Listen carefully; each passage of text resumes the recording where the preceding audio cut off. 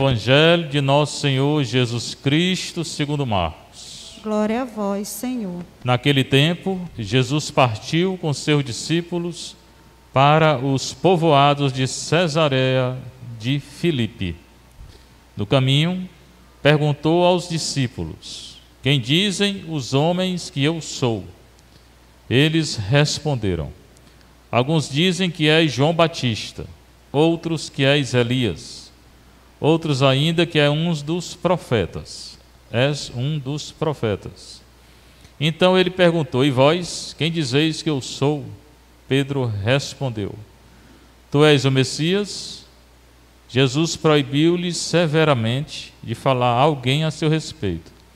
Em seguida começou a ensiná-los, dizendo que o Filho do Homem devia sofrer muito, ser rejeitado pelos anciãos, pelo sumo sacerdote e doutores da lei, devia ser morto e ressuscitar depois de 3 dias. Ele dizia isso abertamente. Então Pedro tomou Jesus à parte e começou a repreendê-lo. Jesus voltou-se, olhou para os discípulos e repreendeu a Pedro, dizendo: vai para longe de mim, Satanás. Tu não pensas como Deus, e sim como os homens. Palavra da salvação. Glória a vós, Senhor. Sentar um pouquinho, Evangelho de Marcos, Marcos 8, 27 e 33, começa dizendo: naquele tempo, é hoje, é agora, na hora que é anunciada a palavra de Deus, acontece na nossa vida, no nosso coração, se a gente acreditar e colocar em prática a palavra de nosso Senhor. Jesus parte com os discípulos. Hoje ele está com os discípulos, às vezes está com a multidão, às vezes está com os fariseus, saduceus, sinédrio, depende, é bom ver qual é o auditório. Partiu com seus discípulos, mais de 70, para os povoados de Cesareia de Filipe, uma cidadezinha lá. O nome Cesareia significa que ela foi dedicada a César, imperador romano. Filipe era um nome também que eles utilizavam para os reis, governadores, imperadores e até discípulo. Tem um discípulo de nome Filipe, Jesus. Filipos é nome grego. No caminho, perguntou aos discípulos. Então, ele está com o discípulo nessa cidade. Que cidade? Cesareia de Filipe. Bem, andando ali perto da cidade, ele perguntou aos discípulos: quem dizem os homens que eu sou? O que estão falando de mim? O Senhor perguntou, queria saber, o que estão falando de mim? Eu não vou nem perguntar o que estão falando de mim, né? Porque arruma aí, né? Não quero nem saber, né? Mas Nosso Senhor perguntou: o que dizem os homens que eu sou? O que é que estão falando de mim? Nosso Senhor perguntou, né? Eles disseram: alguns dizem que tu és João Batista. O povo confundia Jesus com João Batista. Jesus não é João Batista. João Batista morava no deserto, comia gafanhoto, a vida de penitência. Jesus não morava no deserto. Estava na casa do Pedro, pregando, anunciando o evangelho, curando, tirando o demônio, multiplicando o pão, perdoando o pecado. Bem diferente de João Batista. Mas o povo pensava que ele era João Batista, né?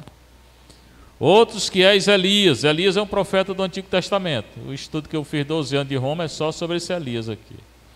Jesus não é Elias nem é João Batista. Elias, por que Elias? Elias tinha ressuscitado o filho de uma viúva. Jesus ressuscitou a filha de uma viúva.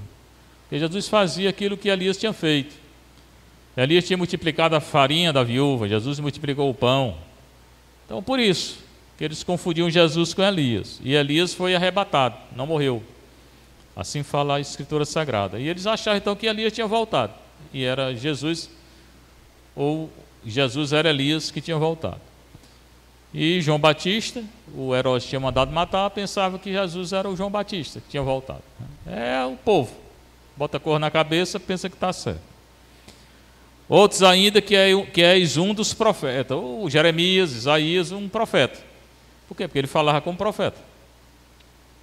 Falava contra o pecado, né? Ai de vós, fariseus, vai falar sobre o final do mundo, final dos tempos. Ele falava como um profeta. Aí dizia: tu és um dos profetas? Pronto. Então, primeiro ele perguntou o que estão dizendo de mim aí. Então estão dizendo isso, que tu és João Batista, Elias, profeta. Depois ele perguntou: e vocês? Perguntou por discípulos. Isso aqui é o que o povo dizia de Nosso Senhor. Aí ele perguntou: e vocês, discípulos, o que é que vocês dizem que eu sou? Quem que eu sou para vocês? Pedro respondeu. Toda a vida é Pedro que responde, né?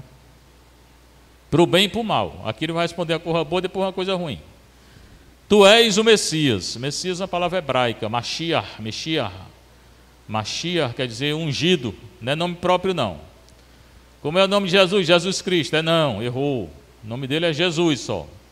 Jesus, filho de José. Messias é um apelido que ele tinha, né? Tu és o ungido. Em grego, Christos, ou Christos, Cristo. Mas o nome de Jesus não é Jesus Cristo, é só Jesus, filho de José. Cristo era o apelido dele, né? Como o nome de João Batista não era João Batista, era só João Batista, porque ele batizava. Depois se tornou nome próprio. Quando Pedro disse: tu és o Messias, Jesus proibiu ele de falar.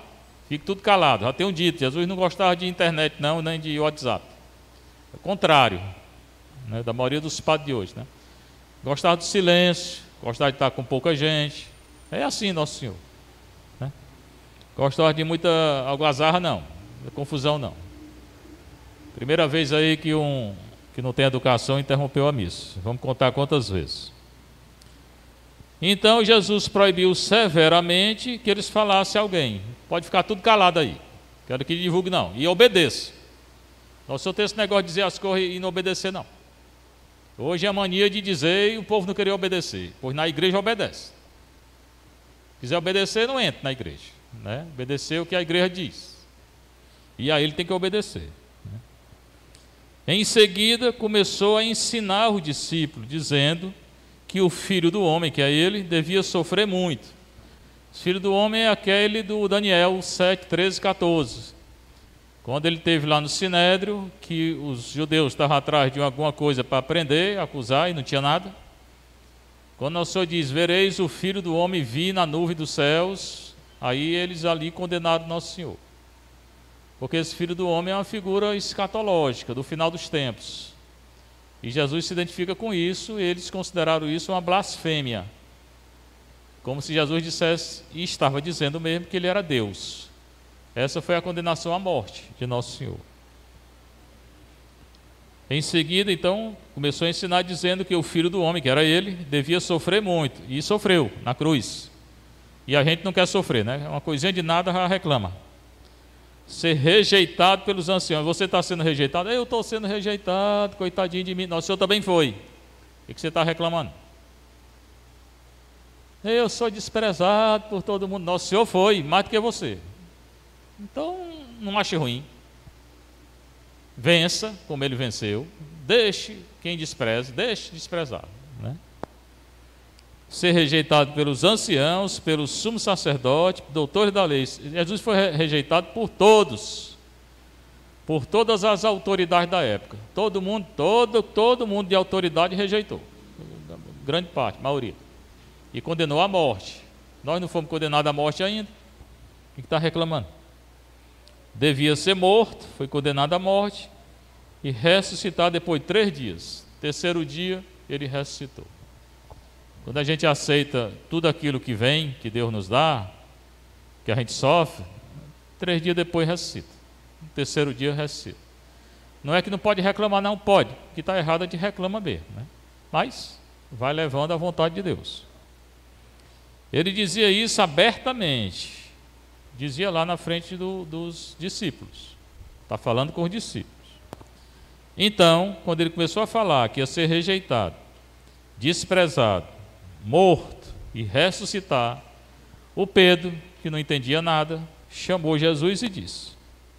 Chamou Jesus assim do lado, Pedro tomou Jesus à parte e começou a repreender Nosso Senhor. Mas quem é Pedro para repreender Nosso Senhor, meu Deus? Igual Marta e Maria, né? Marta repreendeu Nosso Senhor, né? Essa menina aí, ó, está sentada aí sem fazer nada, tu não está vendo não? Aqui Pedro, do mesmo jeito, é o mesmo verbo, repreendeu Nosso Senhor. Chamou Jesus do lado e repreendeu. Mas menino, é muita autoridade desse Pedro, né? Jesus se voltou, olhou para os discípulos. Pedro fez só assim, escondidinho, né? Então o Senhor estava falando com os discípulos, dizendo que ia morrer, sofrer, ser rejeitado e tal. Aí o Pedro vai assim de lado, de banda, e começa a repreender, dizendo que não era para acontecer isso. Pois não, Senhor, você está dizendo de lado, pois eu vou dizer para todo mundo escutar. Jesus voltou-se, olhou para os discípulos e disse, e repreendeu a Pedro. Em vez de Pedro repreender a Nosso Senhor, foi Nosso Senhor que repreendeu a Pedro. E disse, vai para longe de mim, Satanás. Chamou Pedro de Satanás. Por quê? Porque Pedro não queria que Nosso Senhor fizesse a vontade do Pai. Portanto, se uma pessoa está sofrendo, e se é vontade de Deus, não chegue para a pessoa e dizer, meu filho, não sofra não, porque você está igual ao Satanás.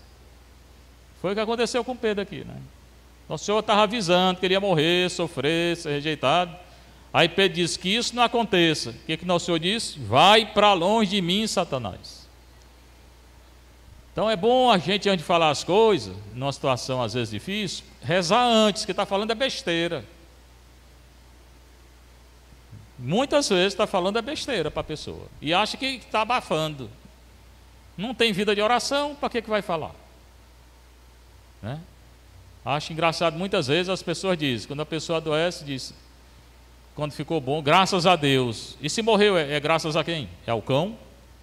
Não, chegou a hora, chegou. Mas as pessoas não têm noção do que dizem. Não tem noção, né? É porque não tem vida de oração, não tem discernimento.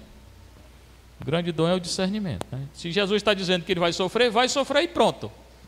Quem é Pedro para dizer que não vai? Pedro fica quieto. Aí foi repreendido, né? E Jesus, quando repreende na frente de todo mundo. Para quê? Para aprender, porque senão não aprende. Vai para longe de mim, Satanás.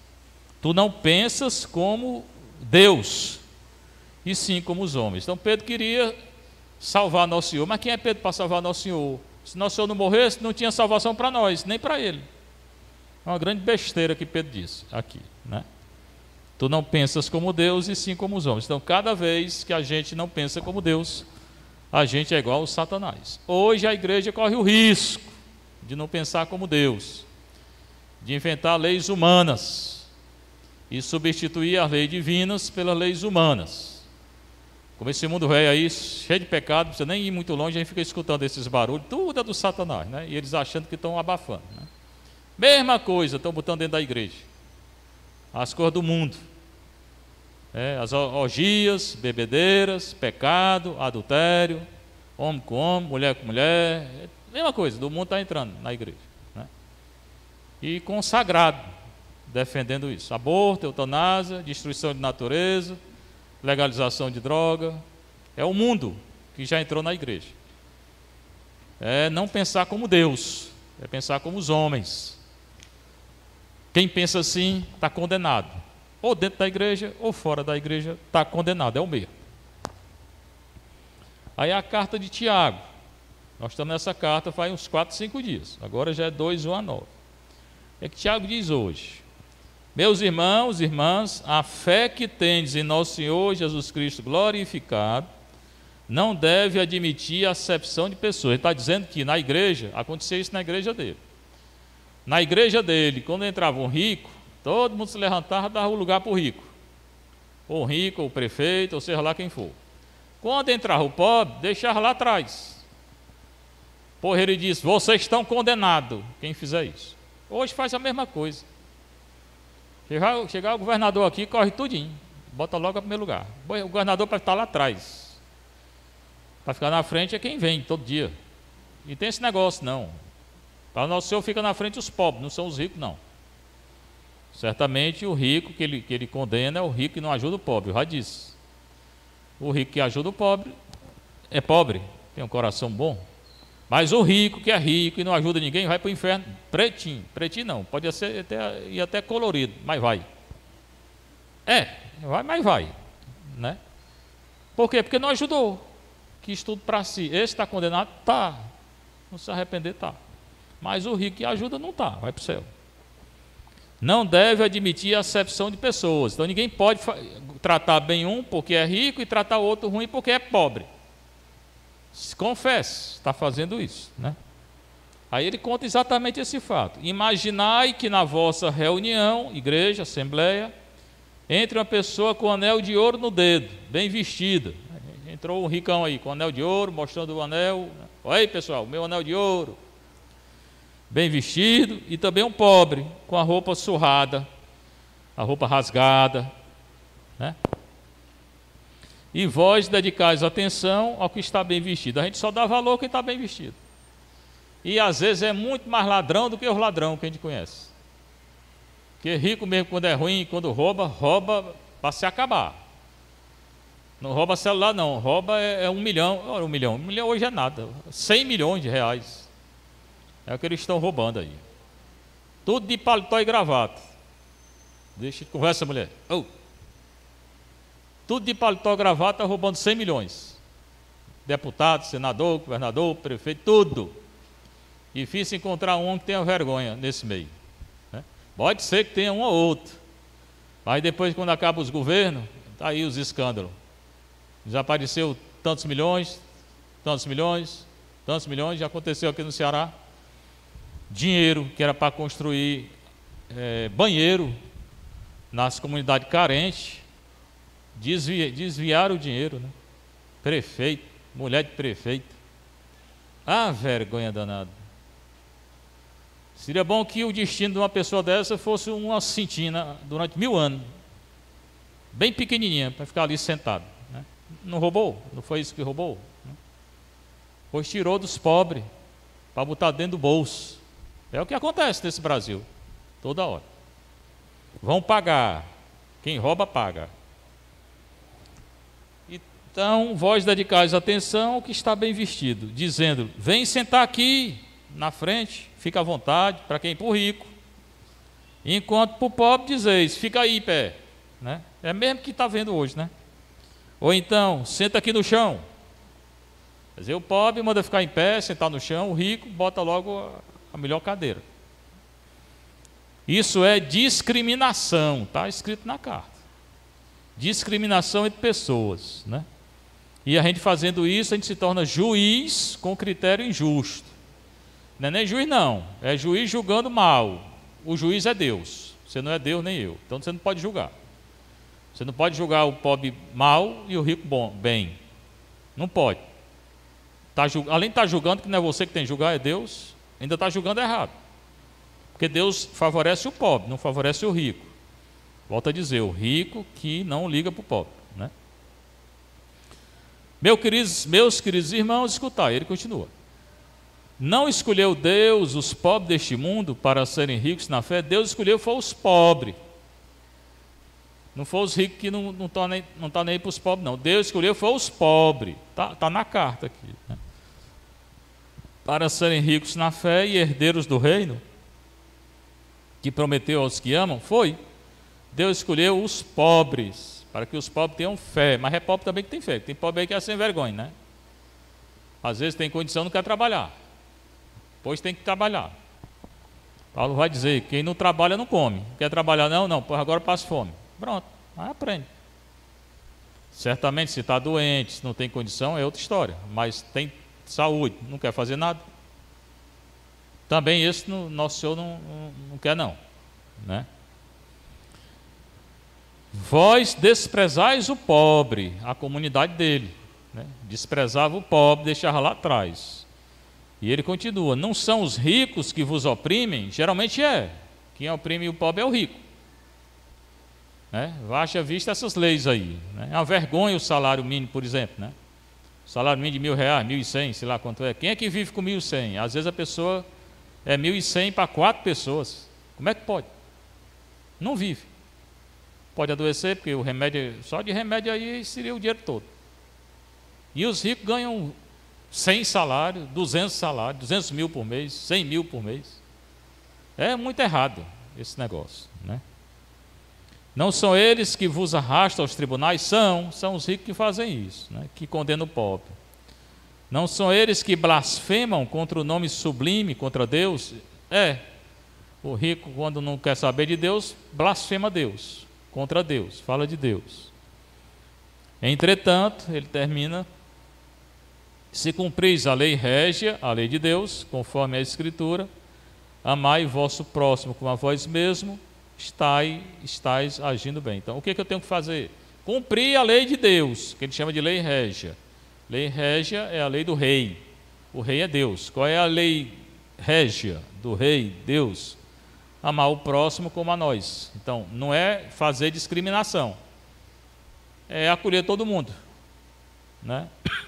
E não acolher só o rico. Acolher todo mundo na igreja. Essa é a lei de Deus. Mas o rico que não ajuda o pobre vai se ver diante de Deus. Se fazeis acepção de pessoas, discriminação, cometeis pecado, e a lei vos acusa como transgressor. Quem comete discriminação contra o outro, peca como transgressor, e vai responder diante de nosso Senhor. Seja louvado nosso Senhor Jesus Cristo. Para sempre seja louvado em nossa Mãe Maria Santíssima.